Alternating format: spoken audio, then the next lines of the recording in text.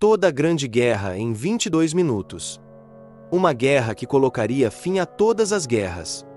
Uma guerra de grandes potências pelas colônias e pela escravização de outras nações, por benefícios e privilégios no mercado mundial? Ou um massacre sem sentido por 4 anos? Tiros em Sarajevo. Em 28 de junho de 1914, o nacionalista sérvio Gavrilo Princip, da Bósnia e Herzegovina, atirou no herdeiro do trono austro-húngaro, Franz Ferdinand, e em sua esposa, em Sarajevo.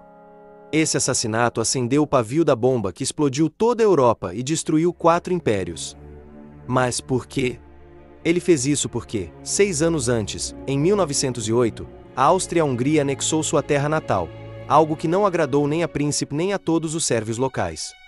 Eles viviam nessa terra há mais de 1000 anos, e recentemente seu Estado nacional, a Sérvia, havia surgido nas proximidades. A Áustria-Hungria apresentou um ultimato à Sérvia com 10 exigências humilhantes. A Sérvia recusou apenas uma delas, pois violava diretamente sua soberania. Exatamente um mês depois, em 28 de julho, a Áustria-Hungria declarou guerra à Sérvia. Apenas 2 países, mas uma guerra mundial. Como isso poderia acontecer? Simples, a Sérvia tinha um aliado, e o aliado da Sérvia tinha um aliado, e o aliado do aliado da Sérvia tinha um aliado.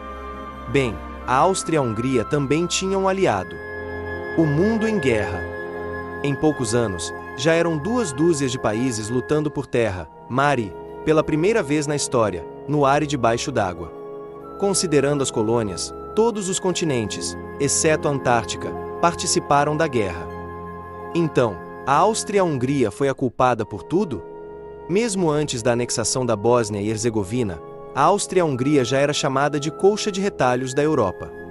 Um império outrora poderoso havia se tornado decadente, assim como seu governante de 86 anos, Franz Joseph, e estava dividido por conflitos nacionais.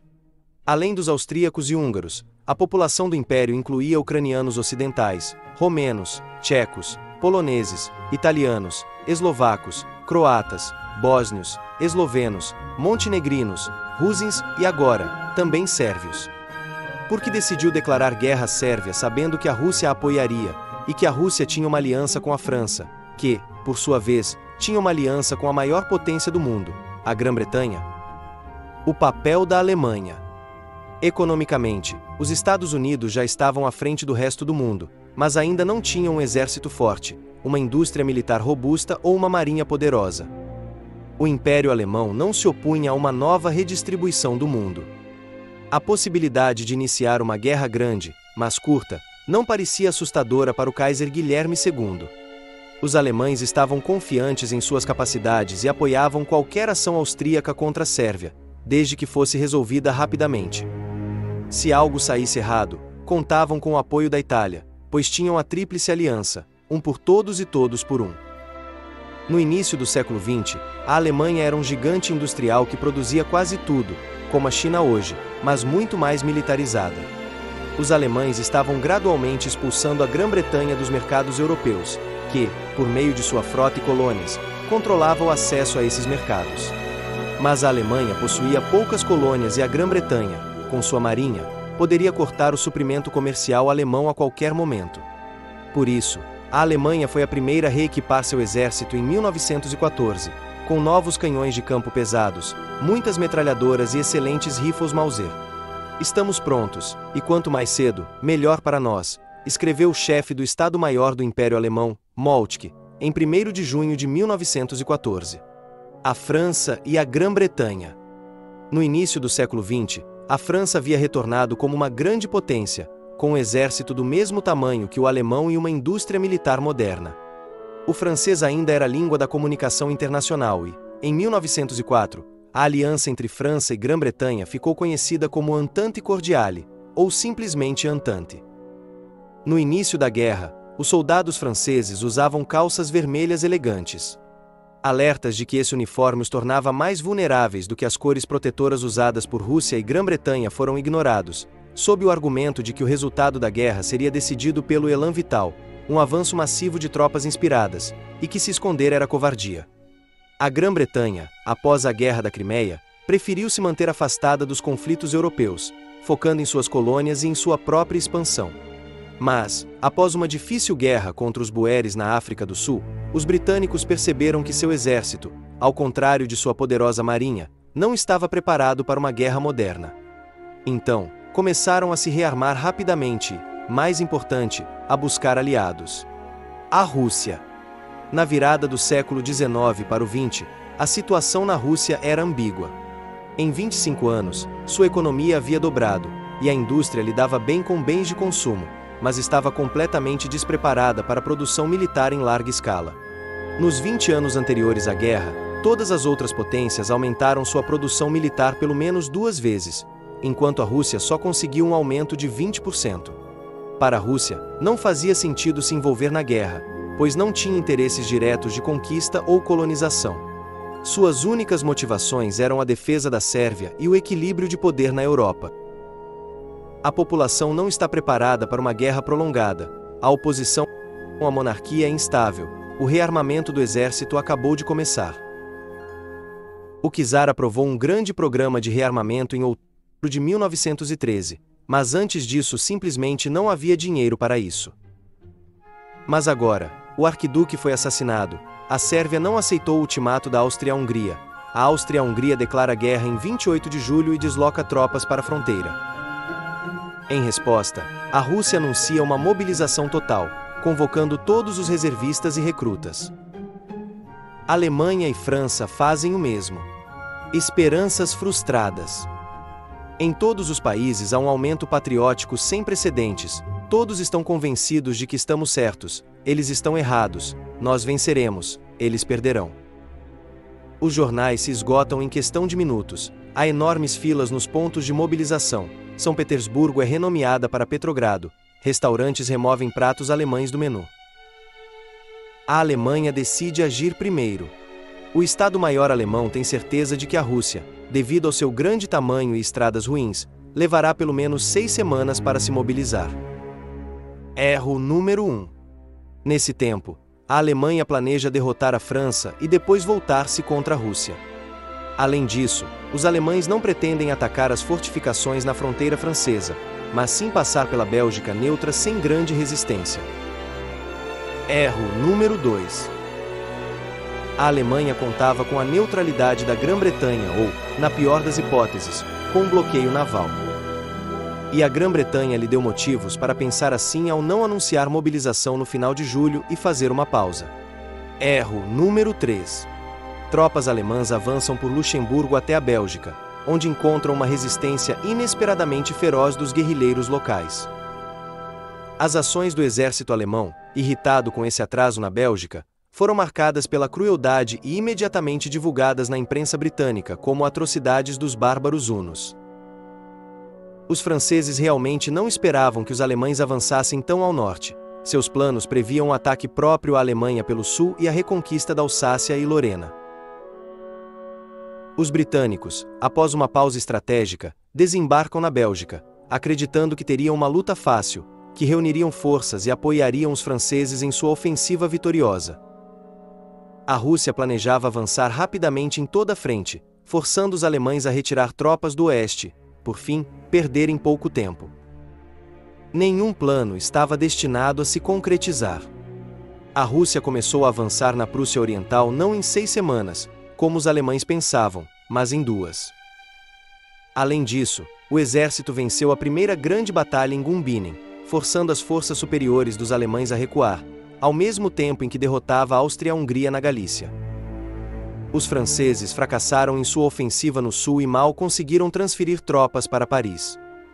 Isso foi feito até mesmo com a ajuda de táxis e ônibus da cidade, os chamados táxis de Paris. Os alemães ficaram presos na França, chegando a apenas 50 quilômetros de Paris. Partes do corpo expedicionário britânico, inesperadamente para si mesmas, caíram no meio da guerra tanto na Bélgica quanto na França, mas conseguiram resistir. Infelizmente, nossa ofensiva na Prússia Oriental também terminou em fracasso. Após pesadas derrotas em Tannenberg e perto dos lagos Masurianos, a Rússia quase perdeu ambos os exércitos envolvidos nessa frente e recuou com grandes perdas. Os generais Hindenburg e Ludendorff, que comandaram o contra-ataque alemão, tornaram-se heróis nacionais. O general russo Samsonov, arruinado pela derrota, suicidou-se. Na frente ocidental, os lados rapidamente perceberam que os combates diretos causavam perdas enormes, então tentaram flanquear um ao outro repetidamente. Começou a famosa corrida para o mar. Os exércitos da Alemanha, Inglaterra e França correram para o Oceano Atlântico por um mês. Ninguém conseguiu contornar o flanco. Como resultado, naquele inverno, na frente ocidental, os soldados se viram sentados em trincheiras, cara a cara. A Guerra de Trincheiras começou. Centenas de quilômetros de trincheiras se estenderam do Atlântico aos Alpes. A guerra curta não aconteceu, mas conseguiram celebrar o Natal juntos. Soldados e oficiais espontaneamente se felicitaram através da linha de frente. Em muitas áreas, houve troca de produtos, banquetes conjuntos, cantoria de canções natalinas e até jogos de futebol. Na frente oriental, isso não aconteceu, ainda temos o Natal em datas diferentes. Mas dezenas de milhares de soldados eslavos do exército austro-húngaro se renderam, e dos prisioneiros tchecos formaram-se até mesmo um novo exército, a Legião Tchecoslovaca. No final do ano, os turcos decidiram que os alemães estavam vencendo e que essa era a chance de se vingarem da Rússia por perdas passadas. A ofensiva de inverno dos turcos no Cáucaso falhou. Os turcos culparam seus próprios cidadãos, os armênios, pelo fracasso, massacrando mais de 1,5 milhão de moradores locais. Enquanto isso, a Rússia avançava para dentro do Império Otomano. No verão de 1916, as tropas russas do general Yudenich controlavam grande parte da Armênia Ocidental, derrotando repetidamente as forças superiores dos turcos. Mas os estreitos do Mar Negro estavam agora bloqueados para a Entente. Os britânicos, australianos e neozelandeses, formalmente, todos parte de um império, tentaram tomá-los desembarcando em Galípoli, perto dos estreitos, na primavera, mas sua ofensiva falhou. E quanto à ofensiva austro-húngara contra a Sérvia, a mesma que deu início à guerra, também falhou. A pequena Sérvia resistiu ao ataque e chegou a repelir o exército austro-húngaro 2 vezes. Mas então os búlgaros decidiram que, já que os alemães estavam perto de Paris, era hora de se juntarem aos futuros vencedores. A Sérvia não pôde mais lutar em 2 frentes. Os gregos se recusaram a permitir a passagem do exército sérvio em retirada, e apenas a intervenção de Nicolau II salvou os sérvios. O czar alertou diretamente Inglaterra e França que a morte do exército sérvio significaria a retirada da Rússia da guerra. Eles rapidamente enviaram navios para evacuar os sérvios. Depois, recebendo um empréstimo e promessas generosas da Entente, os italianos entraram na guerra. No entanto, todas as suas ofensivas contra o exército austro-húngaro também falhariam.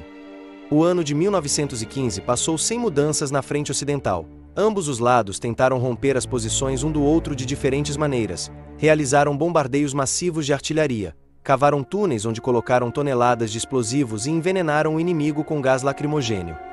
Então, os alemães usaram gás contra as tropas russas na fortaleza de Ozovets, onde ocorreu o famoso Ataque dos Mortos. Cerca de 100 soldados russos envenenados pelo gás repeliram os alemães.